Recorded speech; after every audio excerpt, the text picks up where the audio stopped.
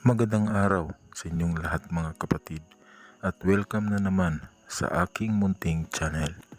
Sa bidyong ito mga kapatid ay mayroon po akong ituturo sa inyong isa pong karunungan at ang karunungan pong ito ay mabisa po upang mapaamo ang isang taong mayroon pong matigas na kalooban. Pero bago po ang lahat, kung ngayon ka palang napadaan sa ating munting channel ay mag-subscribe ka na at pindutin ang inyong notification bell. Isa po ang karunungan ito sa mga mabisa pong karunungan para po mapaamo ang isang taong mayroong matigas na kalooban. Magagamit po ninyo ito sa inyong mga boss kung lagi po kayong pinag-iinitan o sa inyong mga kapitbahay na palagi pong nagagalit sa inyo. Gamitin lang po ang karunungan ito nang sa ganoon ay inyo po siyang mapapaamo. Ito po ay dapat ninyong gawin sa unang Biyernes po ng buwan. At ito po kapag inyong gagawin, dapat kayo lamang po mag-isa at wala pong nakakaalam at isang beses lang po itong gagawin. Ganito po ang pagsasagawa nito mga kapatid. Hindi po tayo gagamit ng anumang klaseng mga orasyon dito. Ito po ay isang purong ritual lamang. Subalit kapag inyo pong nasundan at nagawa ng tama ay napakamabisa po. At syempre kapag inyo po itong gagawin ay huwag pong kalimutan na samahan po ng pananalig at pananampalataya. Dapat po ay buo ang inyong loob na ikaw ay naniniwala sa ritual na ito.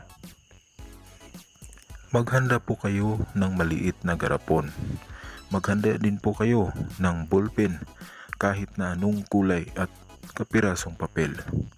Ito po ang inyong gagawin mga kapatid. Humanap kayo ng lugar na tahimik at walang makakaistorbo sa inyo. Isulat po ang kanyang kumpletong pangalan sa papel ng 3 ulit at pagkatapos po ay tupiin po ito. Magdasal po ng 3 Ama Namin, 3 Abaginong Maria at 3 sumasampalataya. At pagkatapos po ay isunod po ang inyong kahilingan na sana ay magbago ang taong inyong isinulat sa papel. Magiging mabait na ito sa inyo at sasaludo ito sa inyo. Banggitin po ang inyong kahilingan ng 3 ulit at pagkatapos ay banggitin din po ang kanyang kumpletong pangalan ng 3 ulit din. Pagkatapos po ay hipan ang papel ng pakrus. Pagkatapos ay ipasok ito sa loob ng garapon. Pagkatapos po ay ilagay po ito sa lugar na hindi po naaabot ng liwanag ng araw. Mas maganda po kung ito ay inyong ibabaon. Subalit sa ating pong mga kapatid na wala pong lupa, puro simento po ang kanilang bahay, ay itago na lang po ito sa inyong lagayan ng damit at wag na po itong pakialaman o wag na po ninyo itong kukunin kapag nakatago na po ito. Mabisa po ang karunungan ito mga kapatid. Nang sa ganoon ay mapaamo po ninyo ang isang taong mayroong matigas na kalooban.